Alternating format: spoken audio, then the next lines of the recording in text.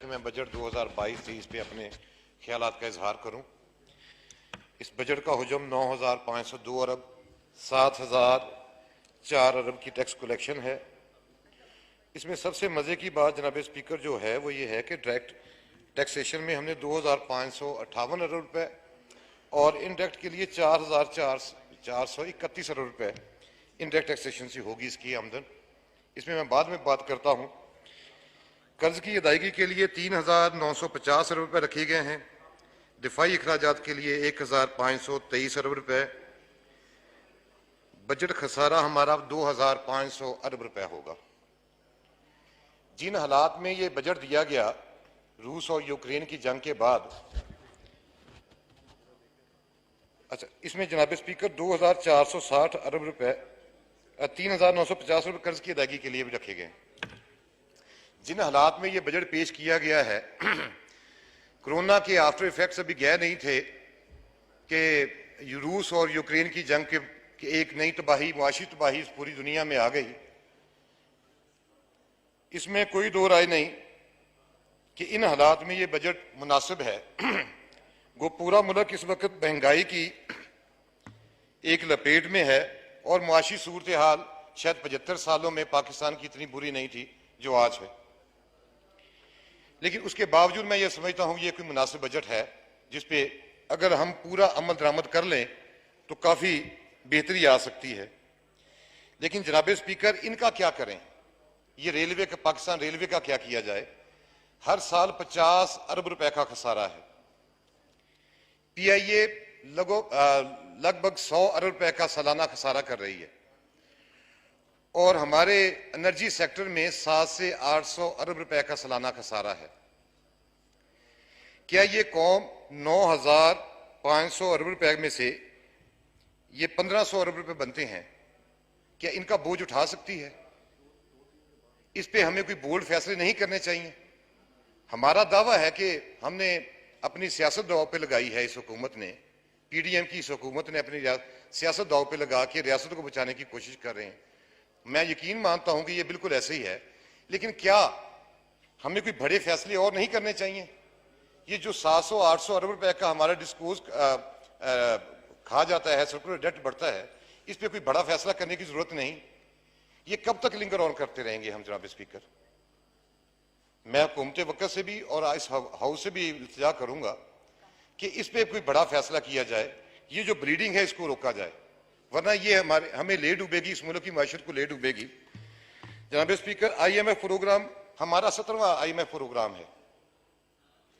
दुनिया में कितने ममालिक हैं जो 2 से 3 IMF प्रोग्राम करने के बाद तरक्की की मनाजिल तय कर गए और दोबारा वहां पर नहीं गए? हम हर 3 साल बाद वहां क्यों जा रहे हैं? क्या इस हाउस को यह सोचने की बात नहीं?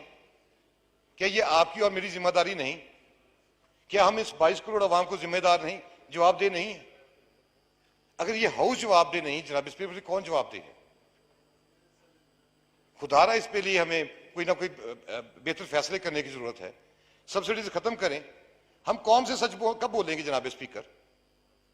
हमारा तो, हम कौम को यही बताना नहीं चाह रहे कि हम जो हमारा खसारा है बजट का वो बहुत ज्यादा है और हम इस पे काबू पाने में नाकाम हैं। अभी मेरी बहन ये कह रही थी कि टीवी प्रोग्राम से पता चला कि 10 दिन के ज़खायर रह गए हैं, 15 दिन के ज़खायर रह गए हैं। ये कब तक ये चलेगा जनाब स्पीकर?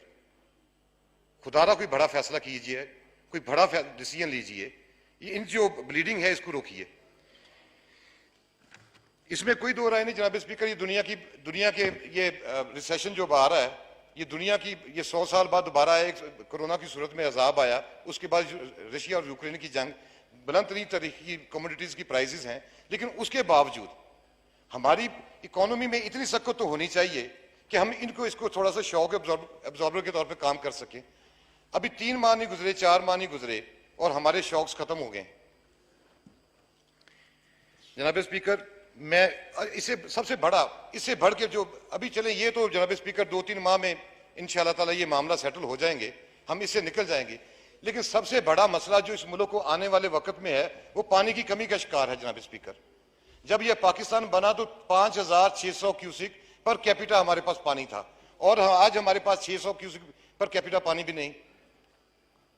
40 मिलियन एकड़ फीट पानी की कमी का शिकार ये मुल्क, जो जिसकी तरक्की का दारोमदार हमारा ज़राअत पे है। 20.2 मिलियन एकड़ रकबा पानी की कमी की वजह से गैर आबाद है, जिसे हमें हर साल 10 से 12 अरब डॉलर की आमदन हो सकती है। उसके लिए हम कोई एफर्ट नहीं कर रहे। 91 का अकॉर्ड एक तारीखी दस्तावेज है। इस दस्तावेज में पानी की तकसीम का एक फार्मूला तय किया गया। 114 मिलियन एकड़ फीट पानी को इन चारों सूबों के इस्तेमाल के हवाले से, जमीन रकबे के हवाले से तकसीम कर दिया गया। लेकिन आज भी 30 साल बाद, 31 साल बाद हम 3 टियर फार्मूले पे अमल पैरा हैं, जिससे हमारा वफाकी इकाइयों में हमारी ट्रस्ट डेफिसिट बढ़ता जा रहा है।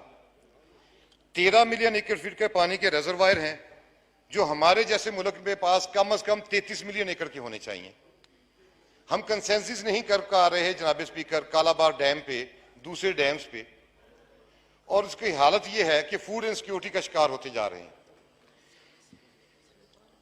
मैं यहां पे अपनी हुकूमत से और अब इख्तियार से इस हाउस से ये कहना चाहता हूं जनाब स्पीकर कि खुदारा इस वक्त कोई बड़े फैसले कीजिए, इस मुल्क को इस दलदल से निकालिए और हमारे जो इकाइयां हैं वफाक की, इसको इस लड़ाई से बचा लीजिए। अभी हमने पाकिस्तान में जनाब स्पीकर 38%, इस साल 38% पानी की कमी का शिकार है। 97 मिलियन एकड़ फीट हमारे पास पानी है और 38% हमारे पास शॉर्टेज है। और सबसे बड़ी बात ये कि जनाब स्पीकर, ये इन 3 माह में, जून, जुलाई, अगस्त में हमारे कुल पानी का 70% पानी हमारे पास इन दिनों में होता है, और वो सब पानी समुद्र में चला जाता है रिजर्वायर ना होने की वजह से। अगर ये हम 20.2 मिलियन एकड़ रकबे को आबाद कर लें तो 12 अरब डॉलर की इस मुल्क को सालाना आमदन है। 1 अरब डॉलर के लिए हम 2-2 माह मिन्नतें करते हैं इसकी IMF की, और उनकी तमाम शराइतें मानने के लिए तैयार हैं, और अपने वसाइल इस्तेमाल करने के लिए हम कोई काम करने के लिए तैयार नहीं है। जनाब स्पीकर, पानी के इस मामले पर मैंने कोई जो कमेटी गई थी बराजिस पे, उस कमेटी का मैं हिस्सा रहा हूं। मेरी तंग तजावीज़ हैं, मैंने अपना स्टैंडिंग कमेटी में भी दी थी। ट्रस्ट डेफिसिट खत्म करने के लिए तमाम बराजिस का जो कंट्रोल है वो वापडा को दे दिया जाए। सिंध का जो शेयर है हमारे किट्टी में, वो उसको उनकी नहरों में उनके इंडेंट के मुताबिक दिया जाए। इसी तरह पंजाब में भी। और टेलीमीट्री सिस्टम, जनाब स्पीकर, हम टेलीमीट्री सिस्टम पे ही आज तक इत्तेफाक नहीं कर पाए। हमारे मुल्क में कोई पानी पे माइश के लिए टेलीमीट्री सिस्टम आज तक नहीं है। आज 75 साल बाद अब 7 मुकामात पे आने वाले एक 6 माह में ये सिस्टम इंस्टॉल होने जा रहा है। अल्लाह करे ये कामयाब हो जाए और हम बाकी मुकामात पे भी ये लगाने में कामयाब हों। इससे ये कम अज़ कम हमारा जो ट्रस्ट डेफिसिट है, जो अपने सूबों में आपस की लड़ाई है, इसमें काफ़ी हद तक कमी आएगी और इसमें कोई लोगों का एतमाद भी बनेगा। वाटर कंजर्वेशन पॉलिसी, जनाब स्पीकर, पॉलिसी हम बना तो लेते हैं, उस पर अमल दरामद नहीं करते। पंजाब ने जो वाटर कंजर्वेशन पॉलिसी पे अमल दरामद किया है, बाकी सूबों को भी उस पर करने की जरूरत है। अभी मेरी बहन बलूचिस्तान का मामला यहाँ पे उठा रही थी। हमारे टोटल किट्टी में उनका कोई 12 मिलियन एकड़ फीट पानी बनता है और हम उन्हें 3 मिलियन एकड़ फीट पे पानी देने के लिए तैयार नहीं है। कच्ची कैनाल का मंसूबा 20 साल हो गए जनाब स्पीकर। 1997 में उसकी फिजिबिलिटी बनी, 2000 में शुरू हुआ और 2020 में उसका फेज 1 मुकम्मल हो रहा है। 2022 में, 22 साल बाद, अभी जिससे 52,000 एकड़ रकबा आबाद होगा। इसके बाद फेज 2 और फेज 3 मुकम्मल होना है और इस पे टोटल लागत हमारी 80 अरब रुपए। ये हमारा हाल है हमारे अपनी इकाई के साथ, बलूचिस्तान के साथ। मैं गुजारिश करूंगा कि इस बजट में उस प्रोजेक्ट के लिए, कच्ची कैनाल प्रोजेक्ट के लिए वाफर फंड रखे जाएं और फेज 2 को जल्दी से जल्द मुकम्मल करके वहां की उनकी ये जो मुश्किलात हैं पानी के हवाले से वो दूर की जाएं। आखिर में इस दुआ के साथ कि खुदा की जात मेरी इस जन्नत को, मेरे इस पाकिस्तान को सदा आबाद रखे और इसमें बसने वाले तमाम पाकिस्तानियों को सदा खुशहाल। बहुत शुक्रिया। शुक्रिया जी।